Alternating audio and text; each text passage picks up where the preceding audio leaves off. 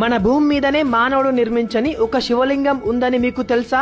ఈ శివలింగాన్ని స్వయంగా ప్రకృతే నిర్మిస్తుంది. ఆ శివుడు పార్వతీదేవికి అమరత్వ రహస్యాన్ని ఈ గుహలోనే చెప్పాడని, ఆ రహస్యాన్ని విన్న 2 పావురాలు అమరత్వాన్ని పొంది కొన్ని వేల సంవత్సరాలుగా బ్రతికే ఉండి ఇప్పటికీ కూడా ఈ గుహలోనే నివసిస్తున్నాయట. వాటిని చూస్తే మోక్షం లభిస్తుందని విశ్వాసం. మరొక అద్భుతమైన విషయం ఏంటంటే, ఆ మహాదేవ్ ఈ గుహలోకి రావడానికి ముందే తనకున్న శక్తులన్నిటినీ వదిలేశాడట.